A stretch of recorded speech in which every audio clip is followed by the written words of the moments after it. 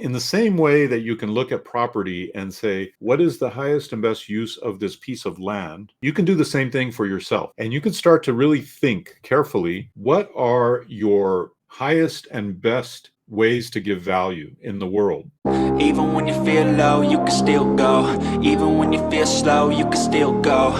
Even when there's no hope, you can still go. I never answer to no, man, I still go. Go, go, go, go, go.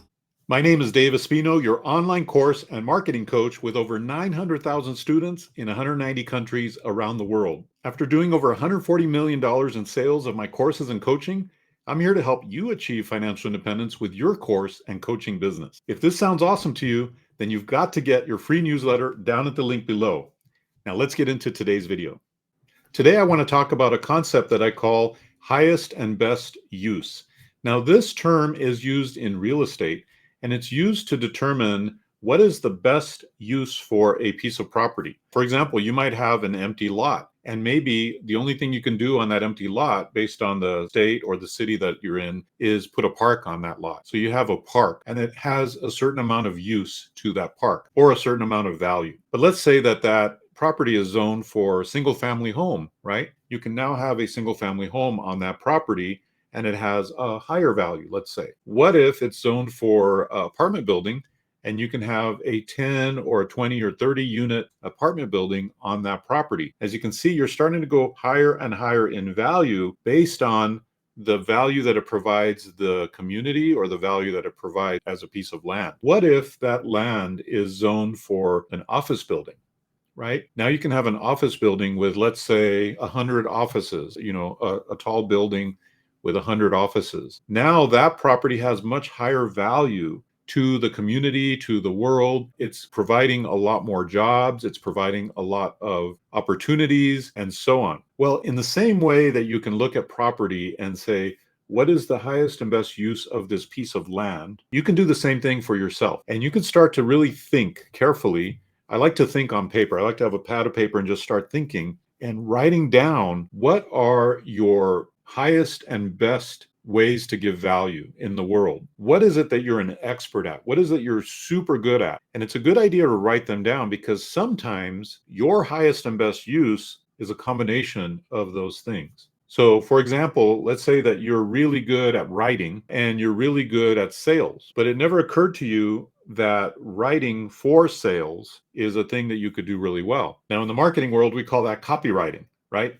And copywriting is persuasion in print, the ability to persuade people to buy, typically online now, in print. So let's say that you never put two and two together. Let's say that you were always really good at sales, face-to-face in the real world, and you're always really good at communicating in writing, but you never really realized, oh, you know what? I can actually put those two together and I can learn how to be a copywriter because I've got this experience and I've got this experience, and I can now be a top level copywriter. Of course, it takes some learning and all that, but my example is that sometimes you don't realize that you've got these 2 or 3 different skills that you didn't really put together as something that could evolve into something even better. And very often that's where your online course program lies. That's where it stands.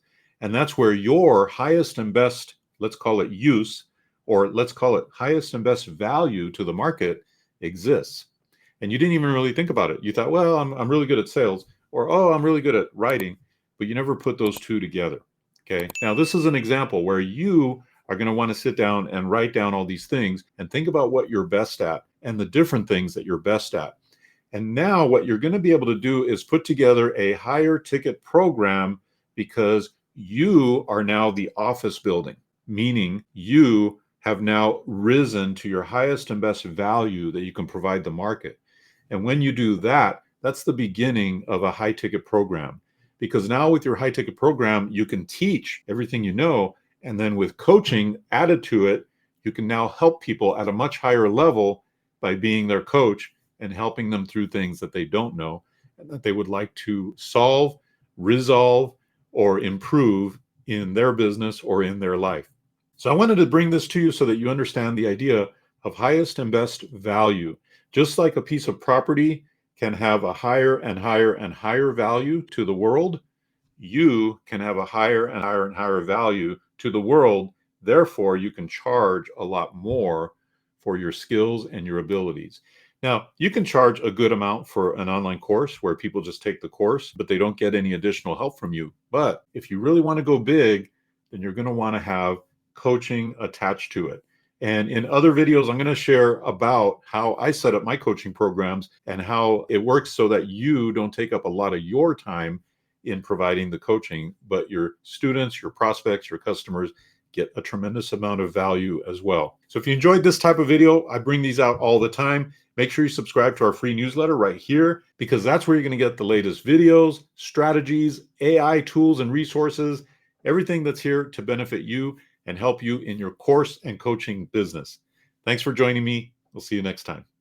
Even when you feel low, you can still go.